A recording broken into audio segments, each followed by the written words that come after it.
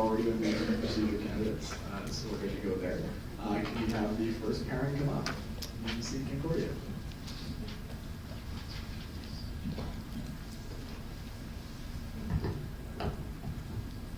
This year, Concordia and UBC achieved tremendous growth. What strategies do you hope to implement in your MCP term that will support LCs around Canada to achieve exponential growth?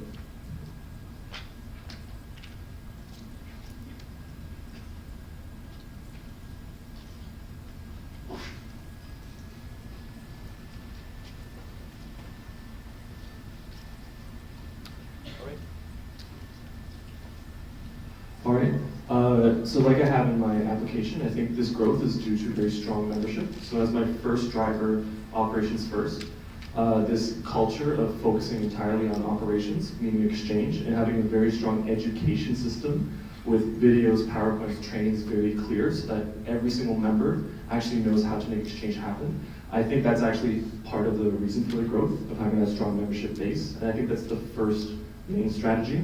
My third one of caring leaders, of very strong TM, having team cultures, tracking teams, tracking individual member progress.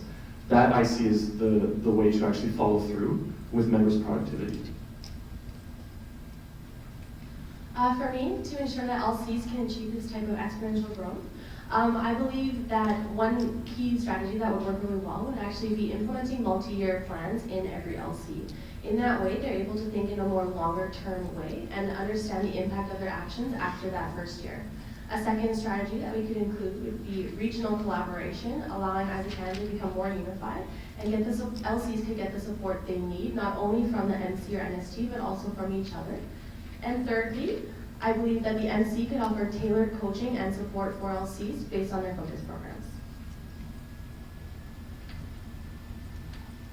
So as MCP, what would be implemented is first and foremost the organization development model. It really provides LC with a clear pathway of where they need to be and where they need to get to. And within the model is really specific support on each function and what each function's responsibilities are. Second, I can't stress enough transition. The reason why LCs are not growing is because there's always poor transition happening. That needs to be further refined. We've definitely improved on how we do transition this year, but that needs to be further refined. Part of transition is really proper planning, really going with the LC scorecard that we will be implementing this year as well. And last but not least is really the culture of excellence, really fully believing that an LC can go from like A to B.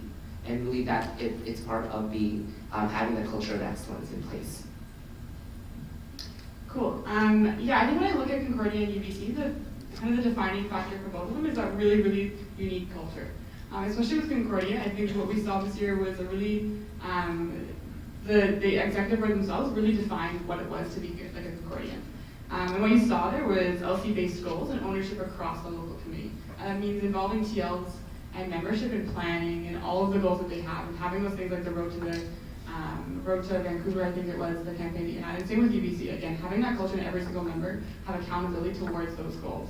I think all the operational stuff comes in after you have a membership that actually believes in everything that the executive board has coming out of it.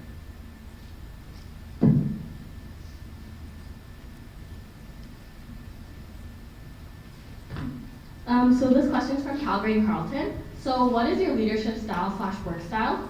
And how well are you going to use it and adapt to implement the 2020 strategic plan?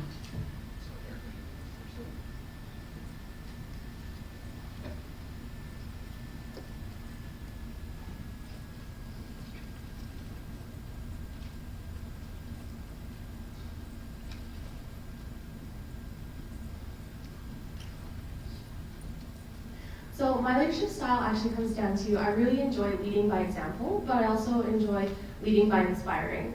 And I believe that between these two different characteristics of leadership, to apply them to the 2020 plan, I would be able to lead by helping to create the long-term kind of plan, the long-term vision that AIESEC 2020 needs, and have those big ideas in place, so that dreaming and inspirational side.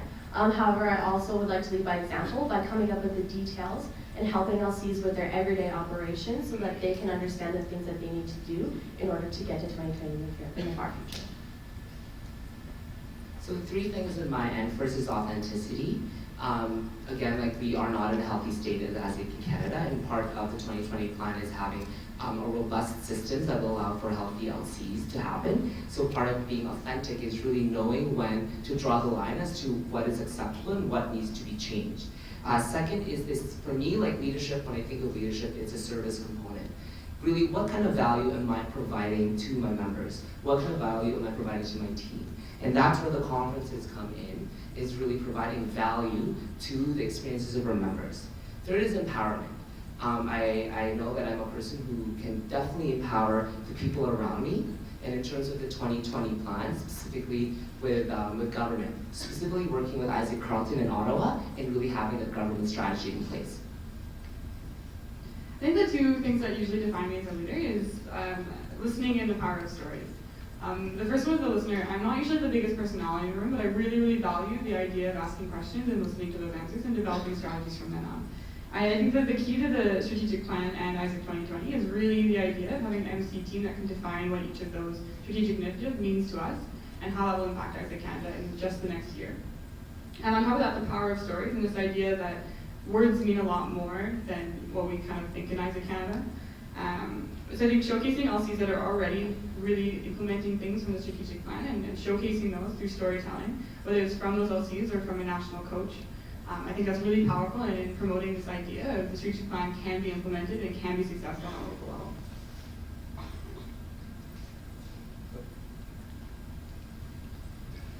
As for me, my leadership style, I would say, is based on purposeful conversation. I'm really passionate about a lot of things, and that's what I like to foster in a team. And my work style is very numerical organized, like I like numbers and analyzing data. So how that would fit with the 2020 plan is the first driver healthy LCs. Really connecting with LCs and every single member about the purpose. Like, what do you care about? How can AIESEC help you feel that passion, and how can we grow using your passion and purpose? That's how I would lead a team, and that's how I think teams should be led in Canada to get us to healthy LCs.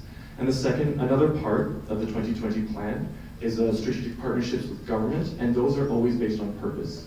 Like, as I said before, the statistics of what does Canada need at this moment, what skills do we need in youth, those kind of partnerships are fueled by purpose.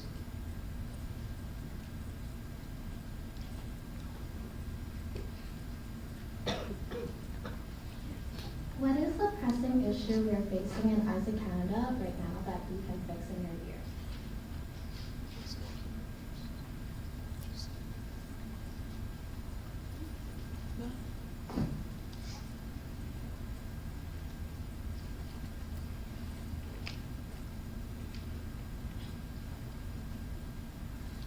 Perfect.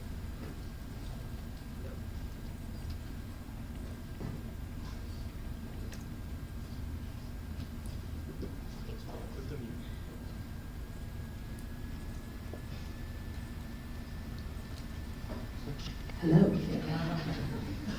Not a strength, clearly. It's IT. But we're a comfortable entity, meaning we're so secluded, we're very sheltered right now, that we don't realize that the world needs us now. The world needs Canadian youth. The world needs you to go out there and change the communities. And part of that is really focusing on sending more of our members abroad with integrated experiences. The more members we send abroad and the more that they're able to come back, it would completely impact and change the way that we do our operations in AIESEC. So that's definitely what needs to be changed in my year. I think a huge pressing issue we see right now is the health of the LCs, obviously. Right now we only have 14 LCs passing minimum standards, and what that means is that we aren't even breathing as an organization. What we need going into the next year is to really push the ownership of the LCPs in terms of translating what we mean is the membership code to all of the other LCPs and championing that on a local level. And beyond that is really having this new OD model that hopefully is going to be launched soon and integrating that with the membership code, because right now it does not align, and it means that LCs don't have a clear path on where they need to be. I think this next year is really crucial in making sure that everybody's on the same page. I think there's two pressing issues to solve in my year. The first one would be actually productivity. We have a membership of over 2,000 members, and yet this year we're accomplishing around 600, 700 realizations in exchange. That's a very low rate. So I think the membership empowerment of connecting with the purpose and learning how to facilitate exchange and make it happen and caring enough to want to make it happen, I think is something that can be tackled with one generation choosing to succeed. And part of that comes with pressure to achieve goals. So for example, for summer peak, we actually rely heavily on summer peak and students who are just free during the summer. But we can actually, for both the OGX programs, AIESEC is the whole year, for OGX, we can find students the whole year. We can get results every single month. We just need to be smarter about how we can find students. So for me, the most pressing issue that we're facing in Canada is this sense of complacency. And it is a buzzword that has been tossed around several times in the past few years. And you guys might remember that I mentioned in my speech that it's time for us to step outside of our comfort zone so that we can be prepared to grow like we never have before. And I think that that sense of complacency is what needs to be battled. And how I would do this would be really to focus on developing an understanding of the impact of the actions that we take every single day, of the operations that we take, and create this shift from numbers only into the experiences that we are delivering, so that every single member in our organization understands that impact and is able to become the leader we need and create more leaders that we need, so that we can fight that complacency and have a more purpose-driven life.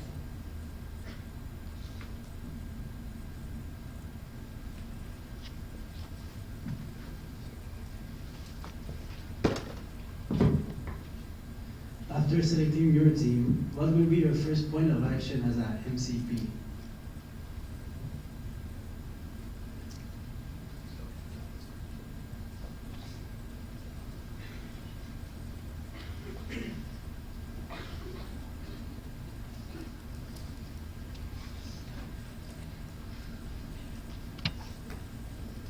So there's this thing I like to call breaking the team, and it sounds kind of bad, but it's something I kind of did with our transition for the new AIESEC team, but it's the idea that you need to have some sort of conflict before you go into your year.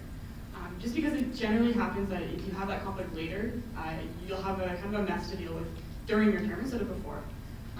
So the easiest way to do this is to really give them an issue right off the bat that they can come together on, and then we can solve together before we even start. So I like to do this just because it kind of really shows the strengths and weaknesses without actually saying them. I think if we can do that within the 6 months of transition instead of during that term, the members of AIESEC Canada won't have to see us going through those conflicts later on. It can be a stronger start to our year.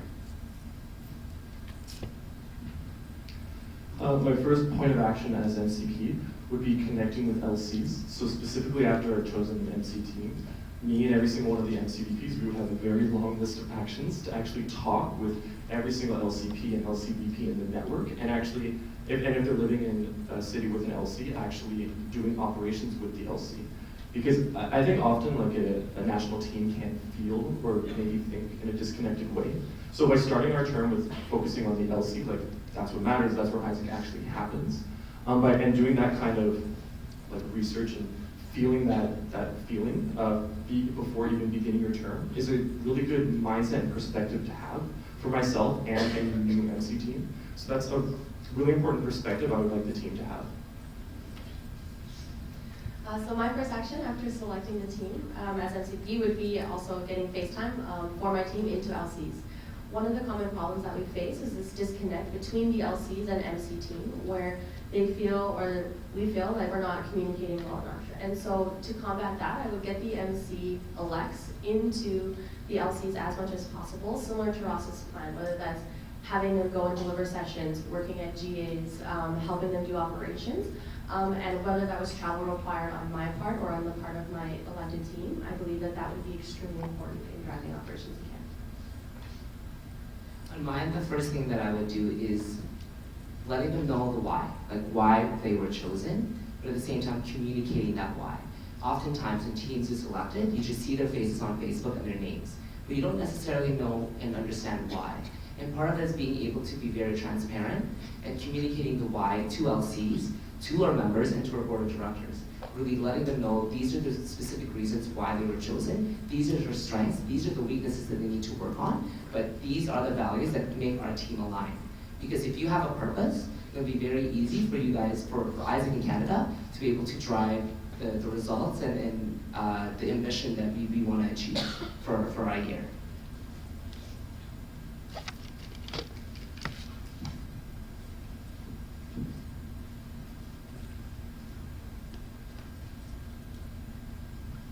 you going to ensure that the plans that you put into action in 2017 would not be undone by your successor MC team 2017-2018, and even further down, in which case your efforts may be made in vain?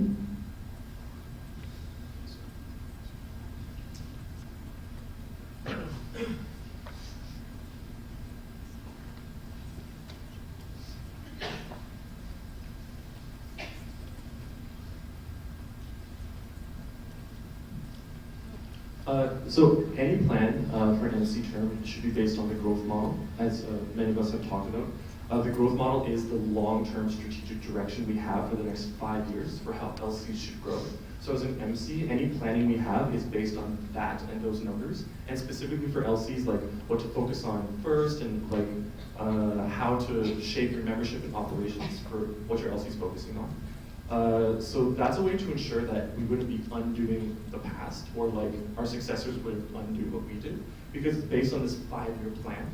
And of course, with the growth model comes the 5-year plan. So any MC plan is actually whatever main projects you have should be taken from the 2020 strategic plan for Canada, and those are made up of lots of little pieces that are not just 1-year projects, but 5-year projects. So anything you start now, if it's part of the strategic plan, it will be continued because it makes sense. So there's several actions I would take to really ensure the longevity of my plans. And the first one would be really linking everything into that strategic 5-year plan. As the application requested, it asks for a year 1 plan of action that you could take to achieve the 5-year plan. And I would work with the future teams as well to ensure that their actions build off of those actions as well, and that AIESEC Canada continues to work towards that 5-year plan. A second thing I would do would be really build a pipeline of understanding across AIESEC Canada and ensure that there's transparency from MC actions into the LCs, so that it's not just an MC plan, it's actually an AIESEC Canada owned plan where everybody understands where it's going. And so if there is that knowledge gap between the teams, they would be able to still communicate with the membership and understand where it's supposed to be going. The third thing I would do would be ensuring proper transitioning of the MC teams, that the plans do not get lost, and that strategic initiatives are emphasize the importance of those and include the why and how and long-term plan. So the first thing is having a clear talent pipeline. We're very lucky this year that we have multiple candidates wanting this position, but historically that's not the case. There's no sense of consistency in terms of like who is running for the position, as well as like who's interested in the position as well. So clearly having a talent pipeline, really building how can we create a talent pipeline within the entity so that we know, let's say like 3 years from now, that we have the right people running and the right people applying for these positions. Second is definitely on the strat plan. Each MC term will have their own interpretation of the plan, but the 2020 strat plan in itself is that pathway, is that clear plan as to where AIESEC Canada needs to be in 5 years. So making sure that the measures of success are communicated and that's gone over. And the last one is in terms of transition. Looking at potentially extending transition from instead of starting in May, just start in March. That time would allow for a more thorough transition of information. Just kind of like what Erica touched on, but this idea of including multiple stakeholders. We're fortunate in Canada that our LCP timeline and our MC timeline don't match up. So that means that the LCPs will continue with the next MC. So the LCPs are involved in all the business planning and strategic planning. That would mean that they'd be carrying it on that buy-in into the next year. So I think that LCP steering team that I mentioned in my app is really, really crucial here, especially for business planning, because that means that we can carry on to the next year automatically. On top of that, just like everyone said, this alignment to the strategic plan is obvious in this case, because really if we are focusing on too much beyond the strategic plan, that's when things get dropped, because those aren't our priorities. If we focus and stay simple and stay just with the strategic plan that we have, then I don't think there's any reason for the next year to drop that, because this is really what we've decided the next 5 years need to look like already.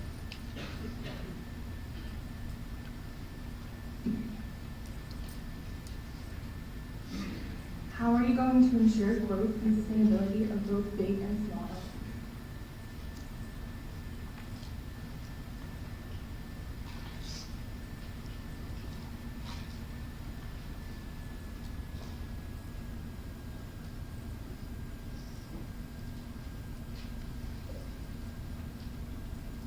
So to ensure growth and sustainability of both big and small LCs, I would really look into the LC development model.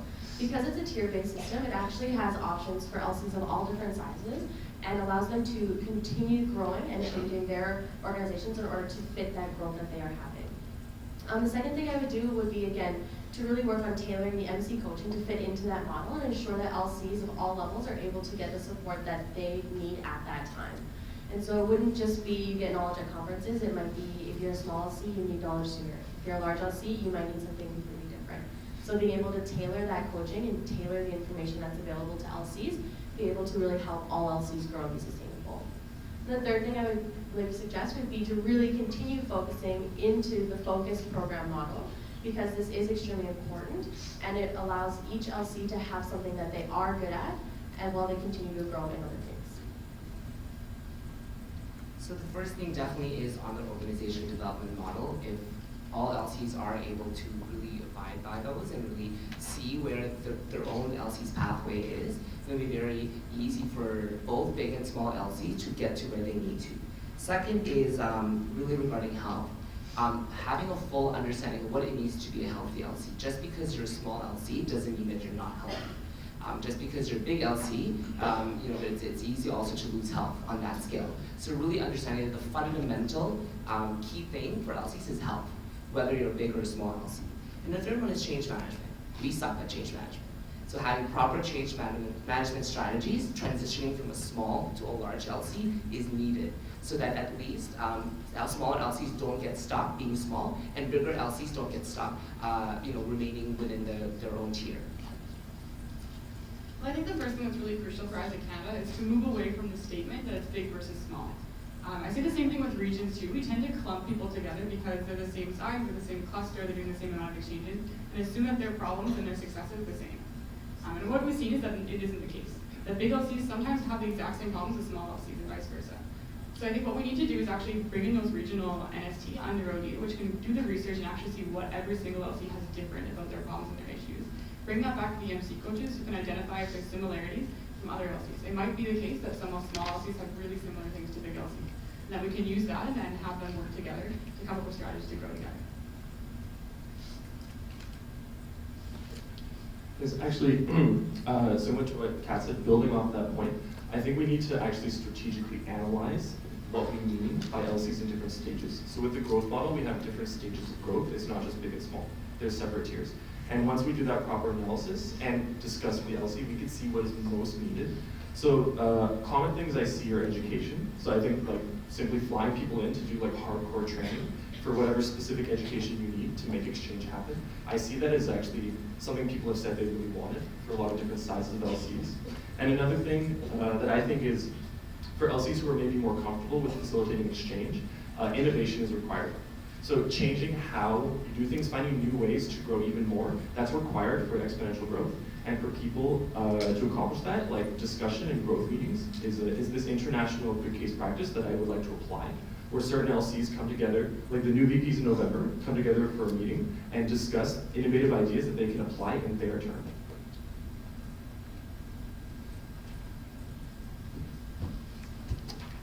Hey guys, so we may actually have time for additional questions on top of the one guarantee. So I just ask that those of you that did have second and third options be ready. Once the list is done, all 17 questions, we will be going through the list one more time. Okay, is that clear?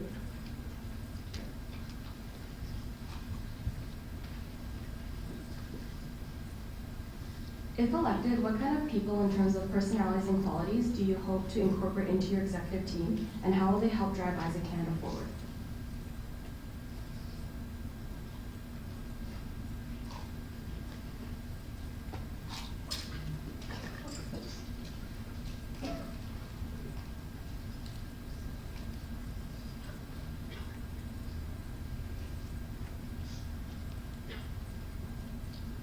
The first one is definitely character, really having that growth mindset. That's something that you can't train on someone. Having the right attitude and the right perspectives on how they view things and how they react in certain situations is very, very important. You can't train character because it's very much innate.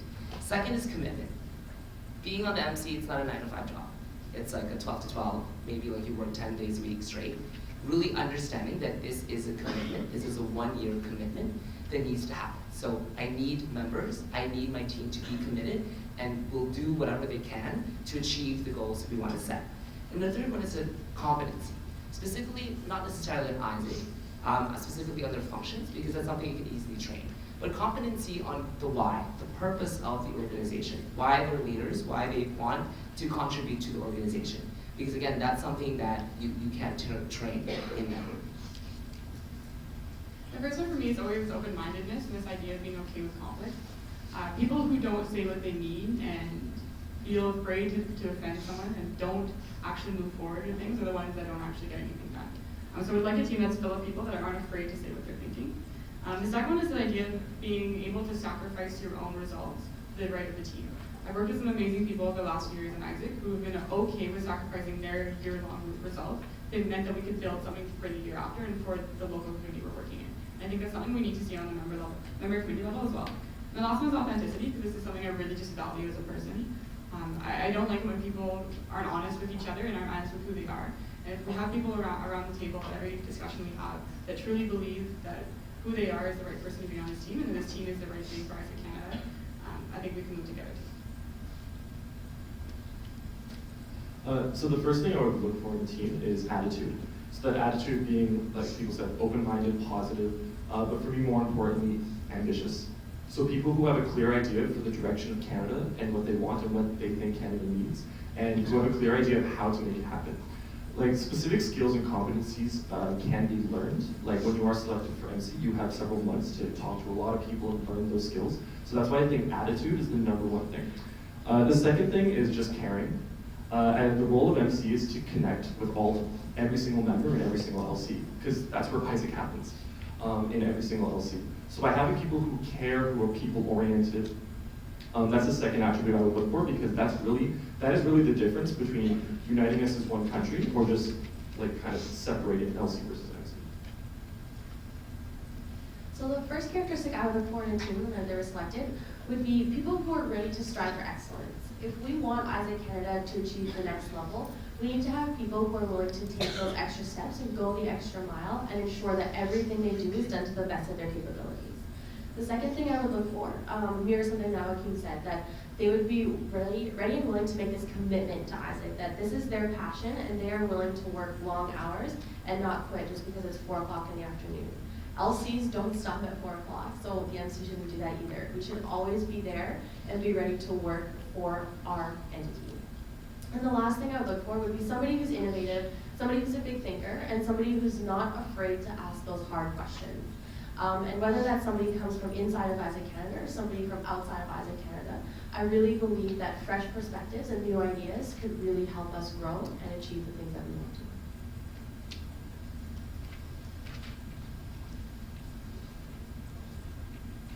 How do you feel about the current MC coaching system, and what will your team do to implement an effective coaching system?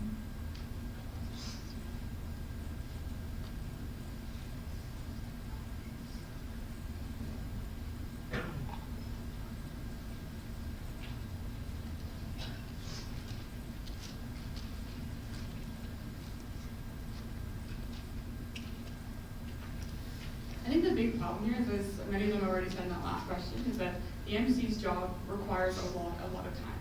And honestly, the MC coaching doesn't leave a lot of time left to get that done. And I think that's where the idea of NST regional coaches come in as well.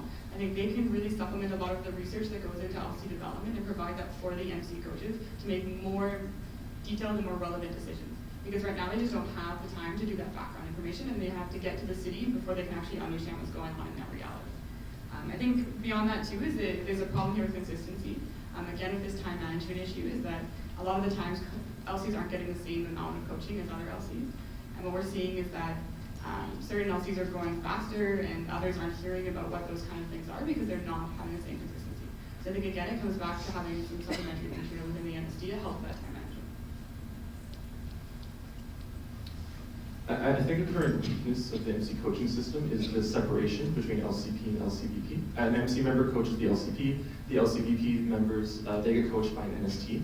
But we need to move to a system where we're coaching an entity, an LC as a whole, because it is like an organism with a certain health, and you need a complete understanding of an LC to really know where the LC's at and provide the advice we need to grow in that specific LC. So what I think should change is the holistic view of how it's not just LCP coaching, but EB coaching. And the EB coaching is coached as like a unit. And with that, I would actually like specifically encourage a lot more visits, specifically from MC, but also NST, and visits for very specific reasons. Like we're here to educate like your membership about how to do this, because that face time is really important, and it also will have clear results. All right, so currently the LC coaching model tends to be based on LC performance as well as the personality of the LC itself, or the perceived personality of the LC. So the first thing I would actually do would be to add kind of a component of relationship building into the LC coaching model. Because currently, a lot of the time, there's MC coaches who don't necessarily understand the reality of the LC that they're coaching, no matter how many meetings they might have. And so getting them there to have that face time with the LC to really ensure that it's a good fit, that the LC can look up to the MC as a strategic direction, and really allow them to help them in their operations. The second thing would also be to incorporate more operational coaching from the NSTs and really focus on ensuring that there are NSTs for all different focus programs and all LCBPs, freeing up the MC to offer a more strategic direction for the entire LC to aid them in whether it's board of advisors relations, strategic planning, and all those kinds of things. So in terms of coaching, what can definitely be improved is through having that clear MC service delivery model for LCs. So at specific topics, which topics should be covered by the MC, which topics should be covered by the NST, which topics should be covered by board of advisors, or which topics should be covered by the LCs themselves. Which ideas should the LCs just figure out on their own? Really having that clear service delivery model really makes it clear who's accountable for what and creates a bigger sense of ownership for AIESEC Canada as a whole. Second, in terms of the coaching, would be an increase in more so a consultative coaching idea. Rather than, let's say, yes, it's very important that there is a personal touch point within the coaching, but the coaching system should be meant as a consultative mechanism for LCs. And last one is really increased GCP sharing. We don't do that as much.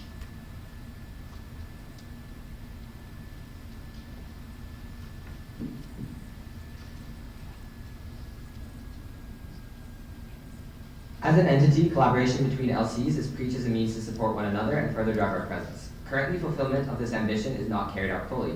This question pertains specifically to multi-LC cities, where this is especially the case.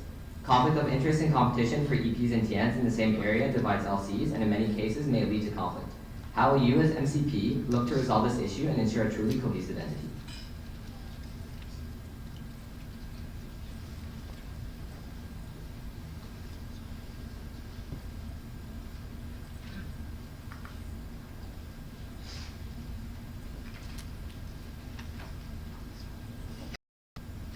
I think that's a great question.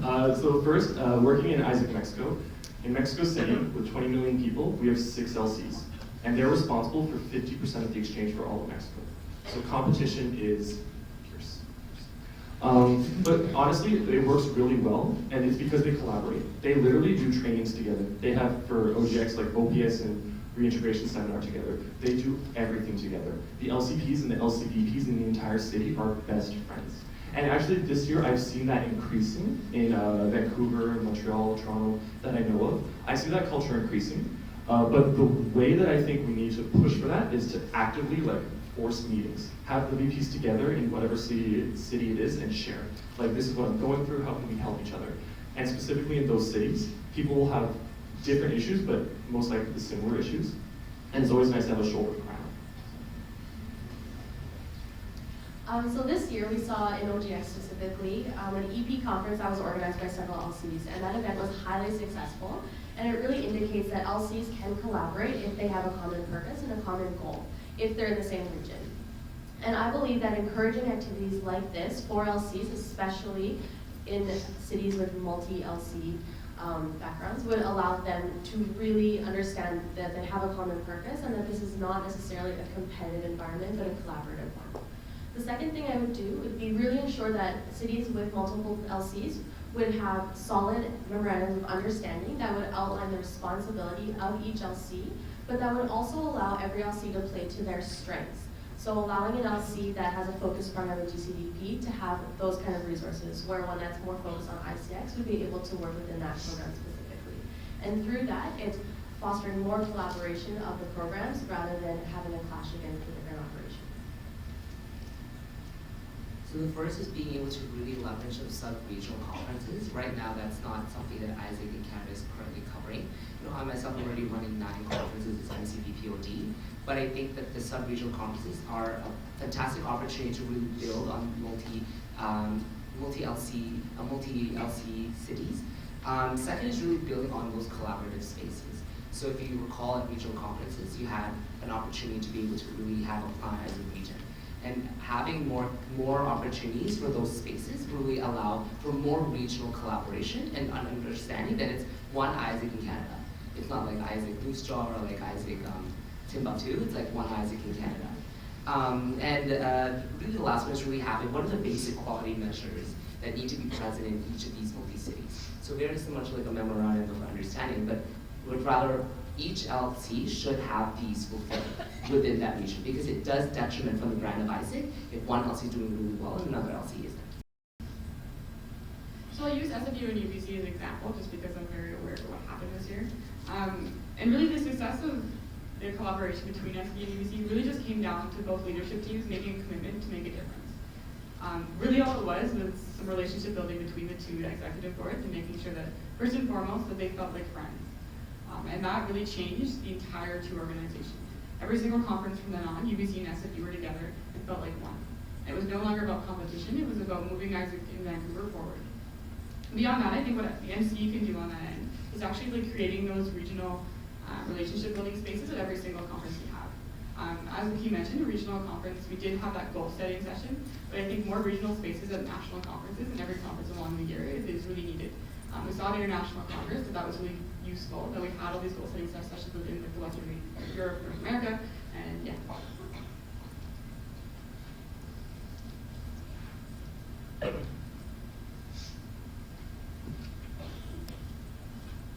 So I may need Yushan to translate the French version.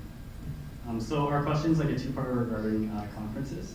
To provide some context, Quebec Regional Conference 2016 and National Congress 2017 do not have a willing LC to host either conference, and with only 10 months to QRC 2016 and 1 year to NC 2017, what is your plan in the case we don't find a suitable conference host? And the second part is also what will you do moving forward to ensure that there will be LCs pipeline for future conferences?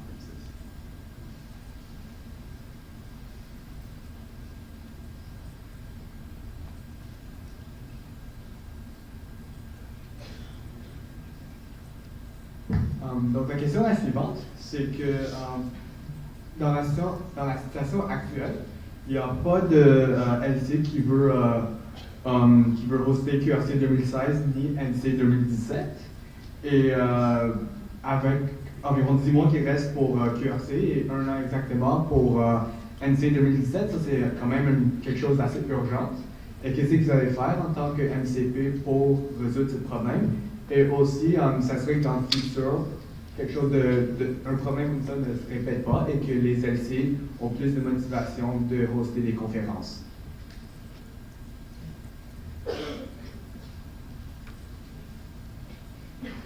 So I think that the first thing that would need to happen is actually really speaking with the LCPs across Canada to determine why nobody wants to host these conferences and determine the root cause that we are not having people stepping up to do this.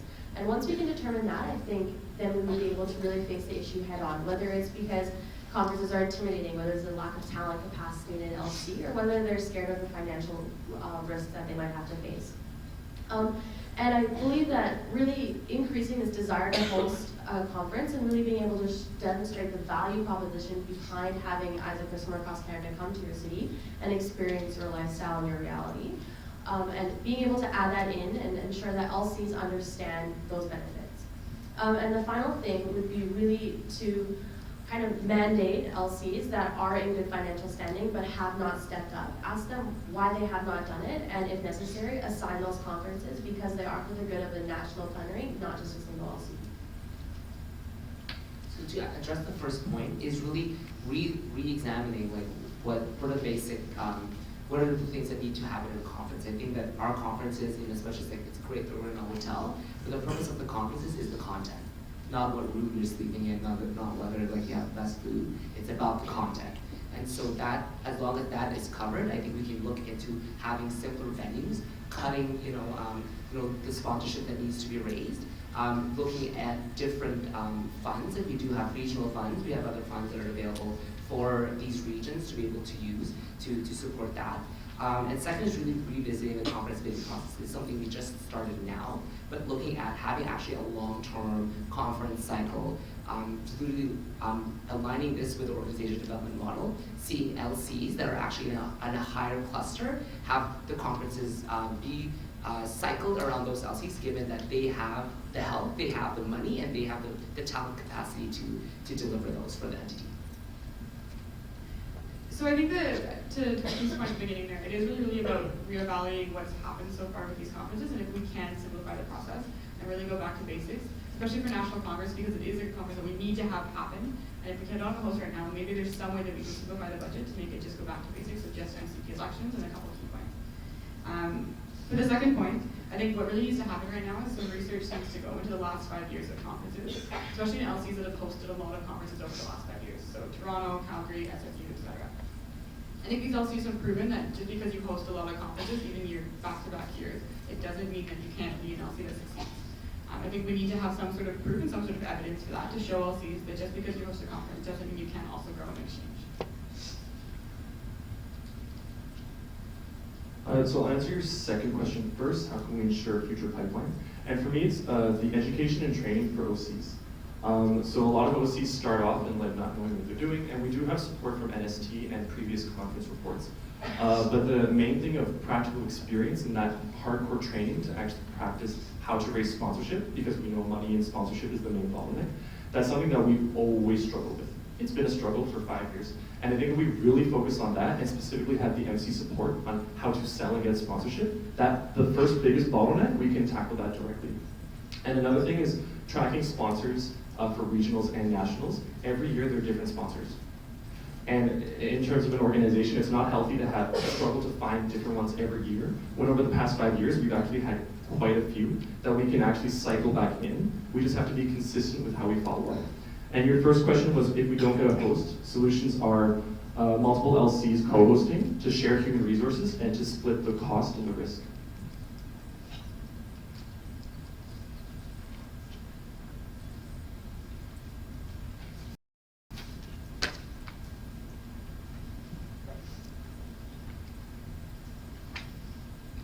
What is your accomplishments in AIESEC Canada that you're most proud of?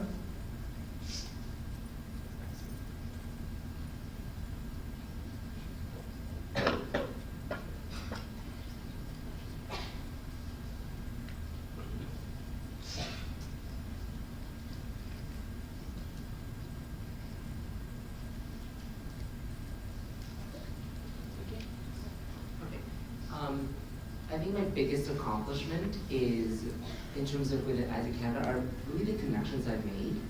I stay in AIESEC because of the people, and yes, I fully believe in what the organization stands for, of course, but you stay because of the people.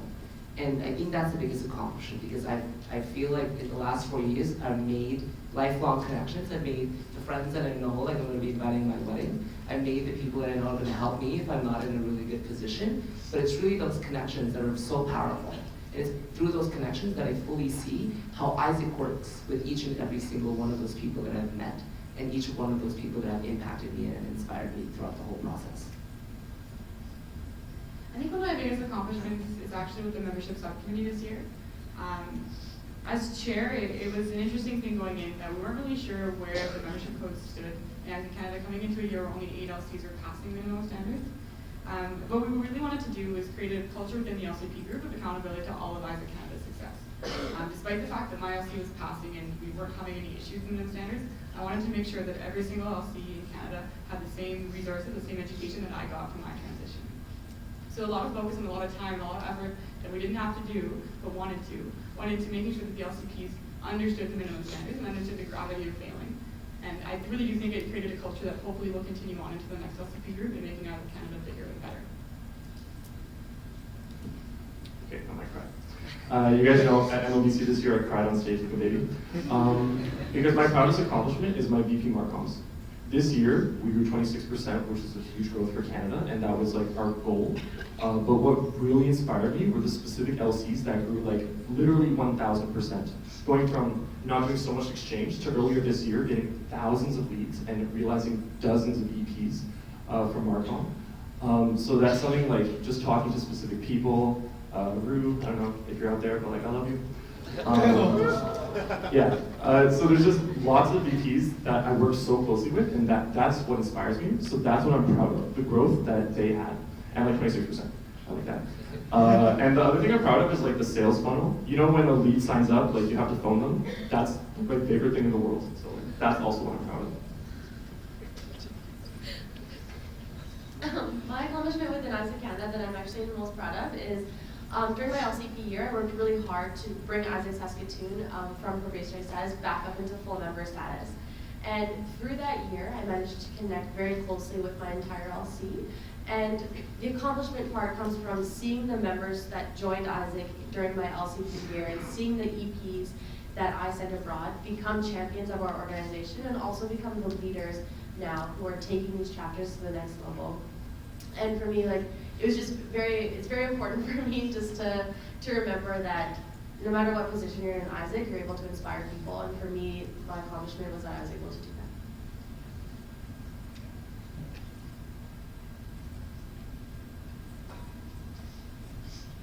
that. In your opinion, what is each region's greatest weakness, and how does your strategic plan help contribute and help solve those weaknesses?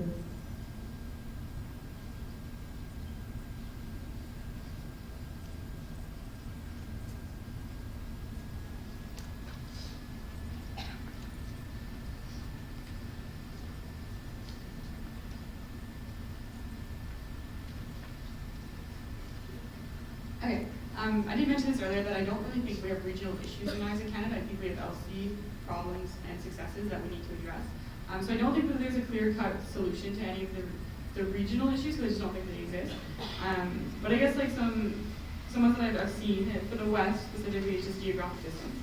It is really hard for us to bond and have a common goal because we are so separated. For the East, it's kind of almost the opposite. You guys are so close and so involved in the same markets and the same industries that it is so hard to work together. For Quebec, I think, again, there isn't like a cookie-cutter solution, because having talked to a lot of the Quebecois and the Francophones, there isn't really the same issue in any single LC, and I think it really comes back to identifying what each LC has and what we can replicate from other LCs, maybe outside of Quebec.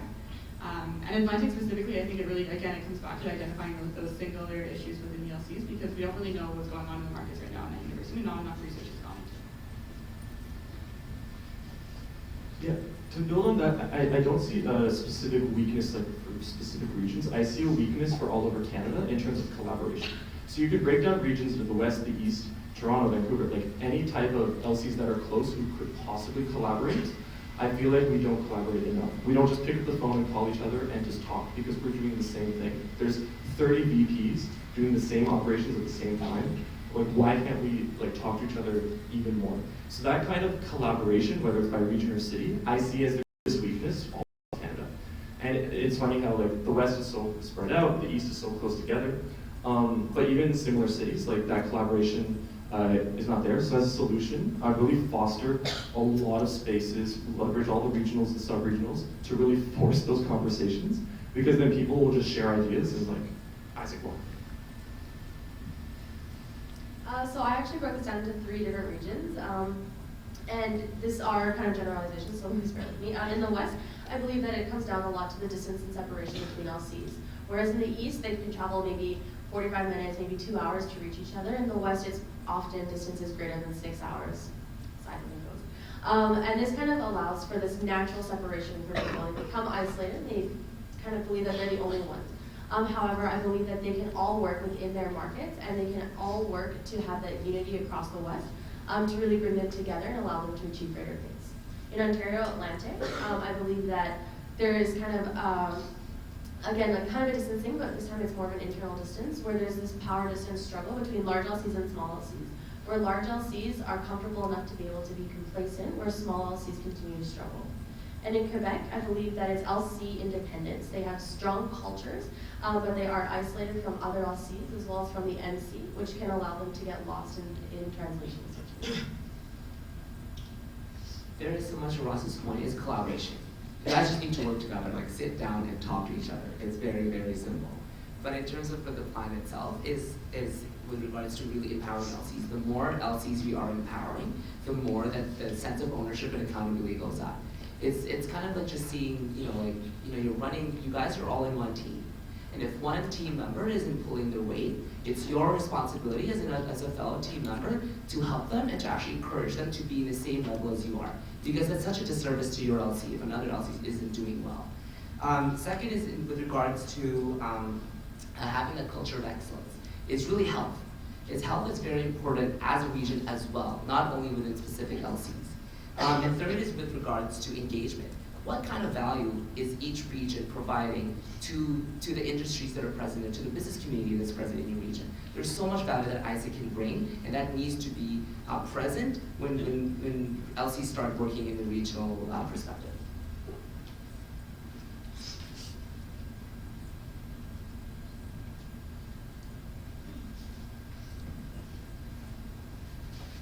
Hello. So the current reality is that 5 LCs in AIESEC Canada are considered healthy, and only 14 are passing minimum standards. What specific steps and strategies are you going to take as your role as MCP to help all LCs be considered healthy and pass all minimum standards? Thank you.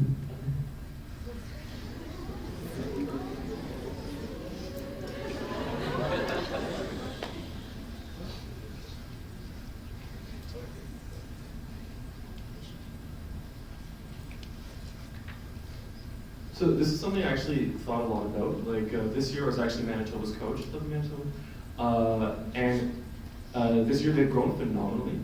But the issue of like what is now they're passing standards, but what is healthy is what we need to focus on, which is the growth model.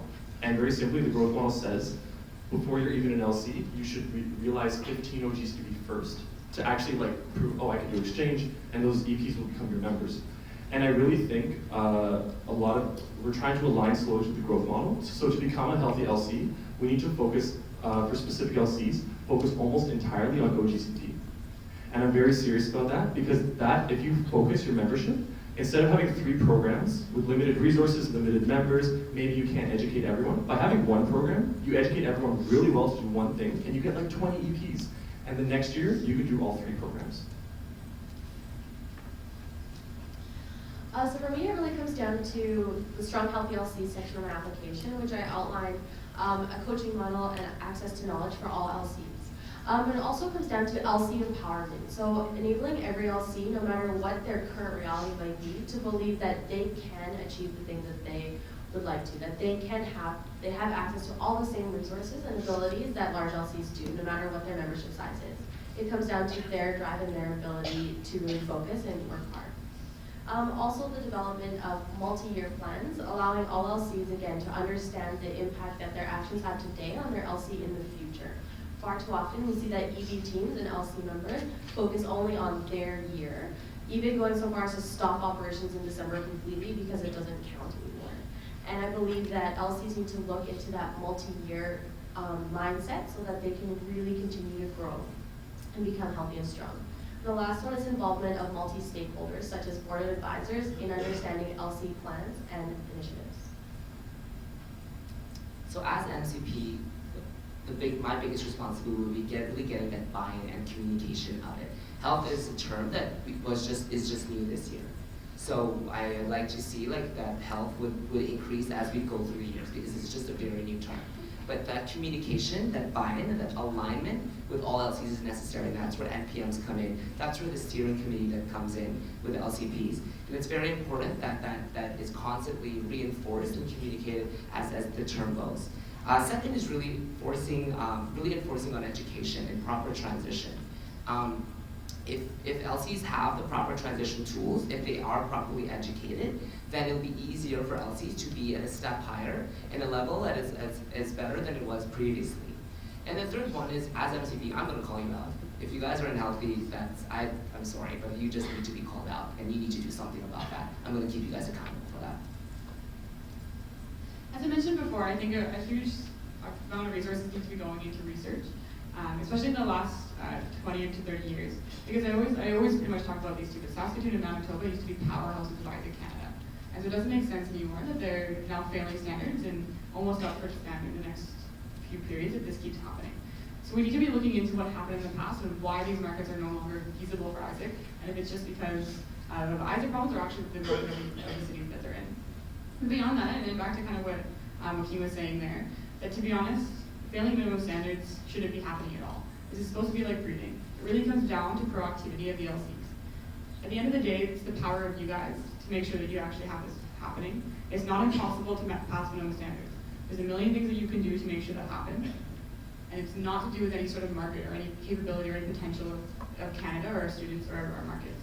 So please, again, remember that it's about proactivity, and I'm finally MCP to also remind you of that.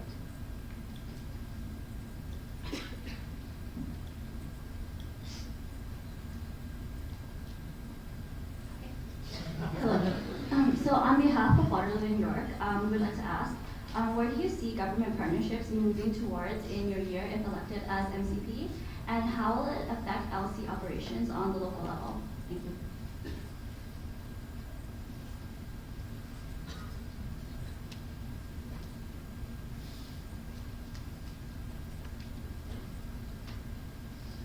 Okay, so in my year as MCP, I would see that government partnerships would have to take small steps first. As I've mentioned to several of you guys in the LC Q&As already, governments are full of red tape, and you can't just barrel into it or you're going to get stuck like in a spider's web.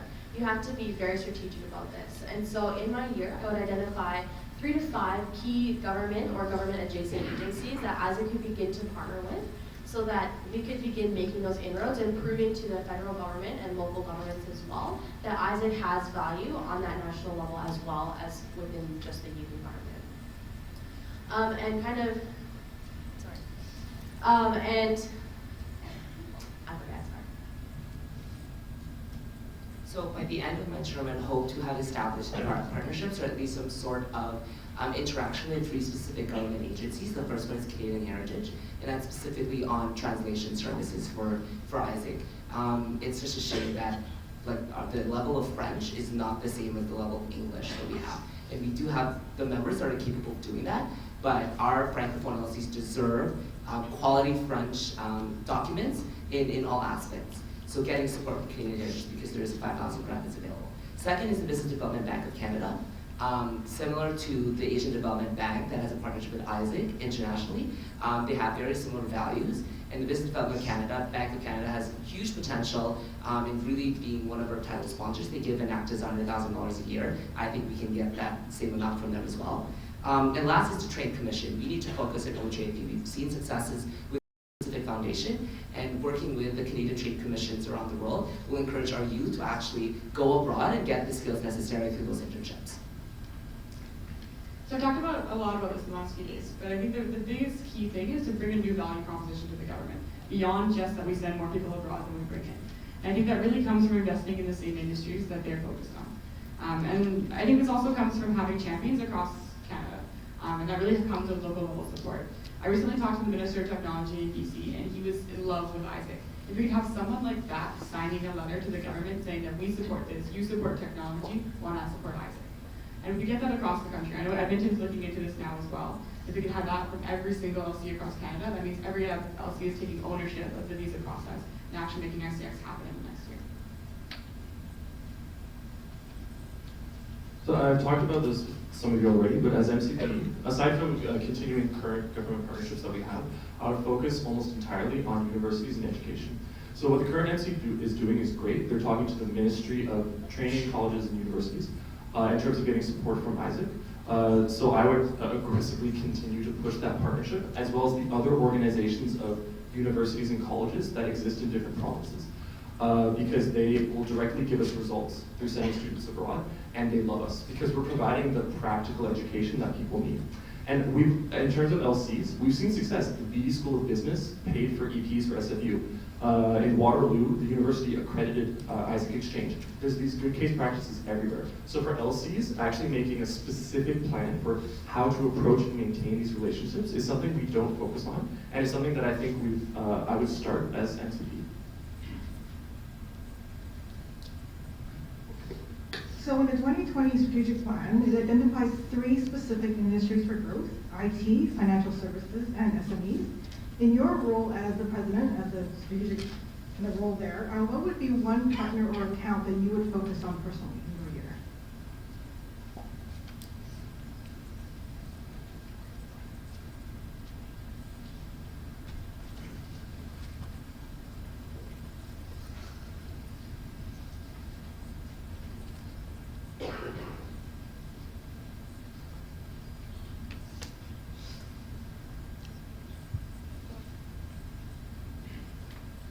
So specifically with those industries, in terms of IT, we've seen great successes with Shopify, with AIESEC and Carlton. I know they just raised a TM recently as well, but that could definitely be a catalyst for more IT suppliers in Canada to be able to raise more internships through us. In terms of finance, like we've seen success with Volio. That's a fintech company that has supported this conference as well. And so it's very important that we are able to really leverage on that partnership. With regards to SMEs, it's going to be more specific on not necessarily a company, but actually more like working on the local chamber of commerce.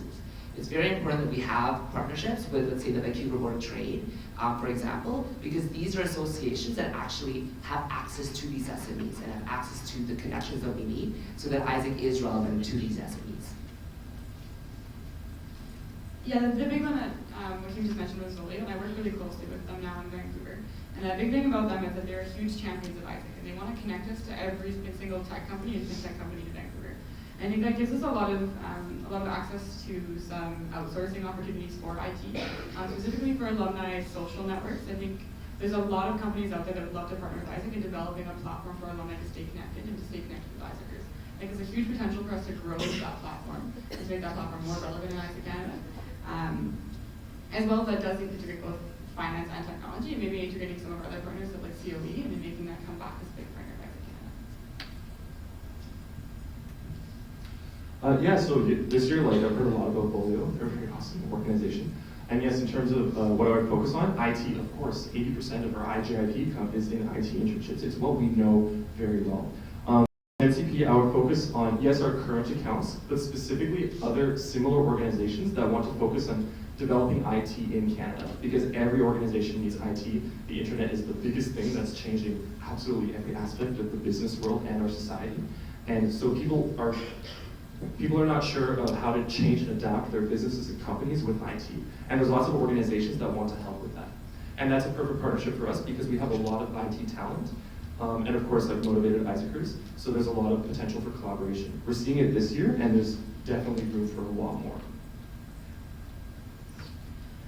So for me, one partner that I would look to continue working with is, of course, also Volio. They have been extremely supportive, working with both the MC and LCs in Vancouver to ensure that financial literacy is becoming a powerhouse for our youth. However, I believe that there are opportunities within other organizations that AIESEC Canada is currently working with. And one such organization is actually Canadian Forex. And Canadian Forex is an organization that is not necessarily interested in taking interns, but they are interested in helping AIESEC to really reach out to students and increase financial literacy in our members to help with our operations. And I believe that this kind of field is something that has not been explored before in terms of looking at partnerships as not benefiting the organization as a whole, but also being able to benefit our operations and our everyday activities for our members. And I believe that that would be very beneficial for us.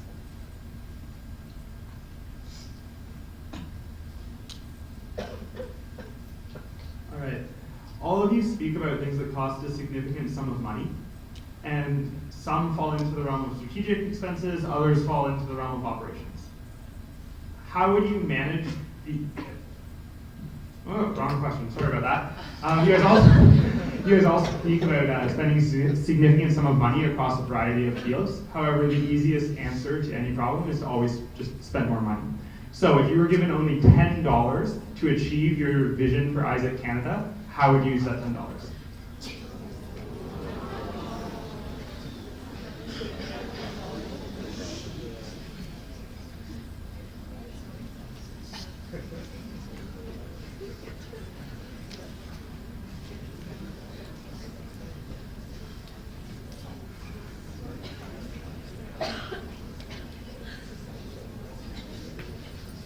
I think a huge huge thing here is that we don't really realize the network that we have in AIESEC. Something that really interesting that came up at the board of directors meeting in December was this idea of actually alumni being more involved in giving money back to AIESEC and actually telling them the past few MCs to actually pitch in a certain amount of money and giving kind of the ownership to them to help support AIESEC that has given so much to them. So I think if only at $10 and I had to still get my platform done, I think it really comes back to leveraging that network and going back to our alumni and saying, we're at a state where we need your help. Think about all the things that we gave back to you. Please, please, please talk to everyone that you know and every person that they know and get them on board to helping AIESEC Canada move forward. Yes, thank you, Morgan. I think it's a great question. So like in my application, I talked about really connecting our purpose and doing that through like marketing within the organization, making like cool videos, trainings, like well-designed stuff that really showcases our impact, our interns, our EPs that come back, people who really care. So if I had $10, I would spend it on like I don't know, find like some really cheap student and buy like an Adobe Photoshop class. Like I think that costs like a lot of money, but I'll find someone who's like willing to do it for cheap. Because by giving that kind of design class, it'll actually really help like me or my MC team actually communicate really well, because people learn visually, not just through text. And if we really want to connect the purpose and showcase like our interns and say this intern is having an awesome time, you made it happen, to make sure every member understands our purpose, I think communicating that well through like pretty things is a good investment. So if I only had $10 to achieve my strategic direction, the two biggest things are actually increasing the awareness of the impact we have through exchange and creating strong and healthy LCs. Both of these things could actually be done for $0 based on social media. And I would be able to run a social media campaign that utilizes the network of AIESEC to ensure that every member understands our purpose and is able to understand and connect to the purpose of AIESEC as well. And that they're able to get the support they need through a free Gmail account, a Facebook account, Twitter, etc. And then I would take that $10, I would go to one of my friends, he's a computer programmer, and I would get him to help me increase the external representation on our website. He would probably do it if I bought him a coffee. And teach me how to do it anyway. And that would allow us to really increase our external branding, which would allow us to achieve our third thing, which is government partnerships. If we look credible, they're going to believe we're credible and be willing to talk to us. We don't really need to spend money, it's just doing more exchange. It's very simple. Like, if we increased our in-progresses from our leads by 5% to in-progress, that's a $72,000 increase in our revenues. If all of you want an exchange tomorrow, that's $60,000 at least on AIESEC Canada's. It's legit every single one of us, 300 people in this room. That's $60,000. If you add that together, it's $130,000. That's almost a sixth of how much we're earning on a national basis. In terms of the $10, sorry Mitch, but I would probably invite Blake Goldring and take him out for coffee and let him tell him that Blake Goldring is a very successful person who has a lot of money. Bring him here, give him a cup of coffee, be like, these are all the people with Sandra Broad. What you think?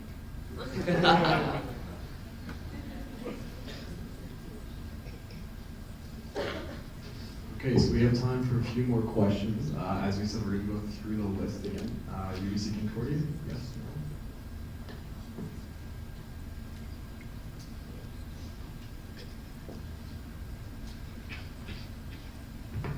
So we're going to challenge the status quo by giving you a fun question. So all of AIESEC Canada is sad. What will you tell them to make them happy again?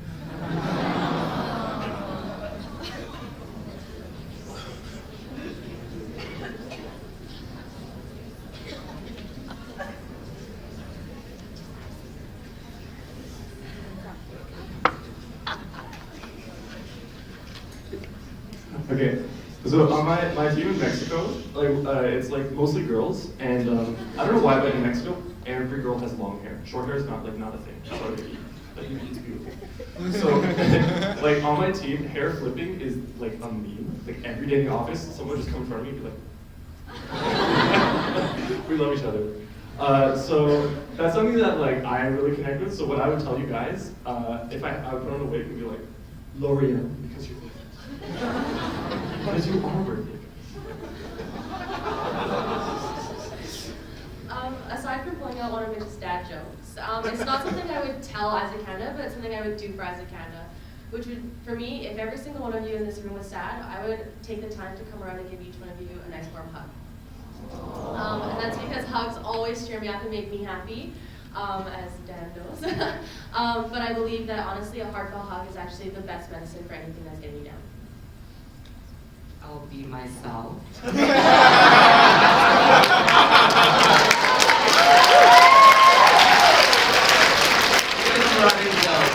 I'm a hot mess. So I think I'd probably trip on the stage and for everyone to brighten up the day. Well, as I mentioned earlier, I'm a listener, so I'd probably ask why you're sad, and define from there. I know my team knows this, but I hate touching and I hate hugging. But I love you guys anyways because I love you guys to make you happy again. But yeah.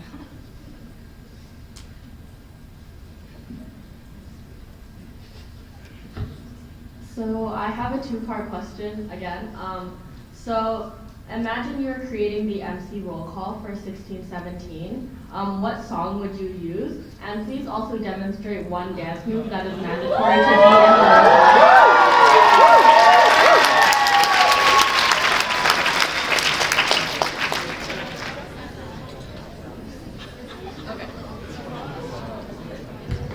Please keep in mind this is my dream.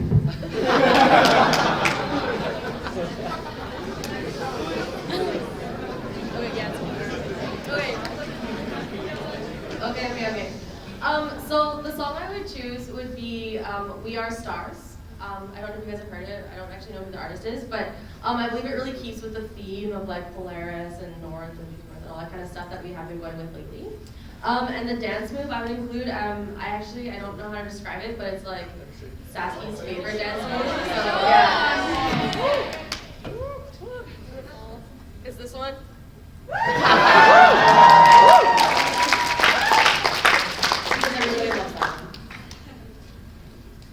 The song I would choose is Treasure because I think that each one of you is a treasure. In terms of the dance, it's not peachy. I'll do something. But I'll probably do the pose. So, Christian. But I'll probably just do the pose. I'll probably try to do different poses. So the first one would definitely be, oh my god, my suit's too tight.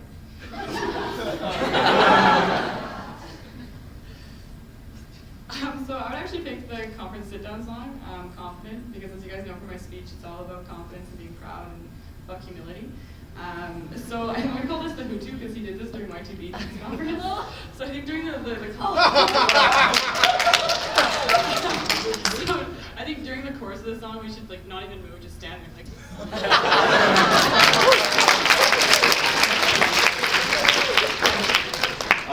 So on a different pace, I like how Ryerson represented this, but I would pick Hotline Bling.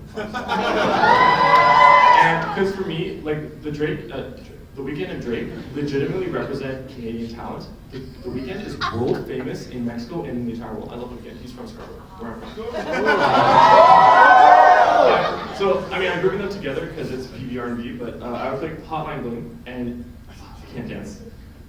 But you know that move?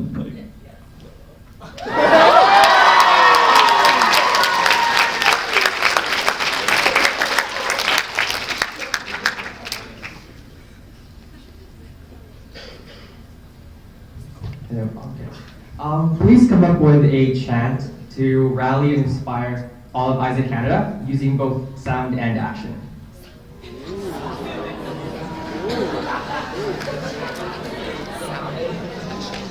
Sound and action.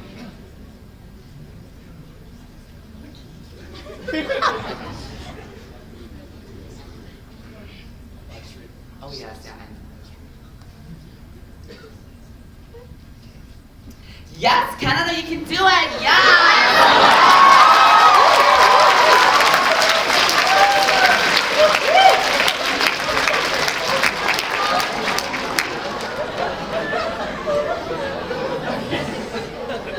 I'm going to need some help on this, but yeah. Let's get loud. Let's get loud. Let's get loud. Let's get loud. Let's get loud. Let's get loud. I do this because Oh yeah, so can you do it with me? Canada, Canada, Canada, Canada,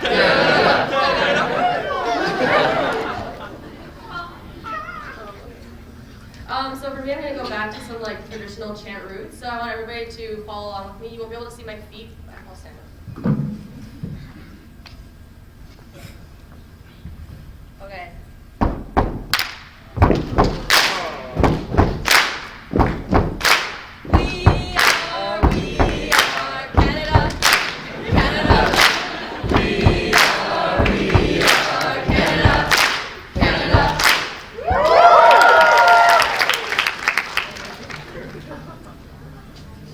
Okay, so the next question from Halifax and Ashesay will be the last question of question answer period. We have seen many issues with the current IT situation in AIESEC Canada. If elected, how will you ensure that this is addressed during your term?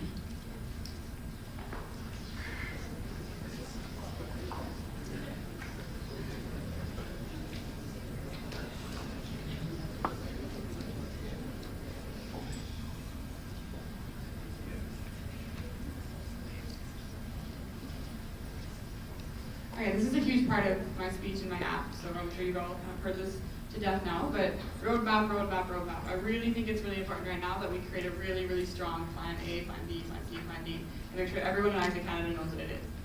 Because again, when we don't have that information, people get confused, and the confusion turns into a bigger problem, a bigger problem, a bigger problem. So I think that plan for the IT roadmap and integrating EP Online and Salesforce into Expa is so crucial, and transparency is kind of the key. To help that transparency along, I think steering teams from VP Marcom is kind of key there as well, because it's usually where we see a lot of our IT talent, but honestly can be from anywhere, even membership, if they have IT knowledge. Just because I think some buy-in from the membership is required there, and obviously on the MC, we're probably not going to have someone who knows computer science that well, so some help from the membership is key. Thank you for this question. I love this question. When I was MCP Marcom, I was like the IT guy. So one of the big things we've seen is that, like Hat said, the IT talent specifically having basically an IT guy. Currently, we have this awesome IT guy named Stu. He's really cool, but he is like with a full-time job.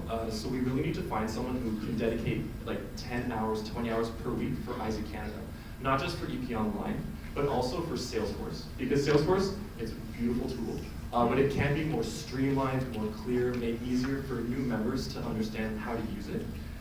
So finding that person and strategically planning with that person, all of our processes, step by step, like how does it work with EP Online, Expa, planning that out carefully is something we really need to take time to do, and as MCP, I would have a lot of fun doing it. And in the planning, actually working with LCs and members to get a lot of feedback for how to make it very smooth. So as Ross mentioned, we have one guy who's our IT guy. He is amazing. However, the capacity that we need cannot anymore be handled by just one person. And so I would focus on having LCs look at membership recruitment in their IT department and developing programs within AIESEC Canada that would allow for IT operations to be happening at a local level to provide that value proposition for those students to join our organization. Whether that's through a paid leadership program, whether that's through LC, IT positions, etc. And the second thing I would do would actually be looking at partnering with other organizations external to AIESEC that would allow us as members to gain the skills necessary to do IT systems. And one organization in particular, we do have a very high percentage of females in AIESEC, and there's a wonderful organization called Ladies Learning Code that might be able to help us run seminars that would allow our members to understand the IT systems we use better, back end and front end, so that we could have that capacity within our membership itself and not have to rely solely on one external source. Awesome. In terms of the IT, definitely looking into further investment. We did get approval for a $20,000 investment for that.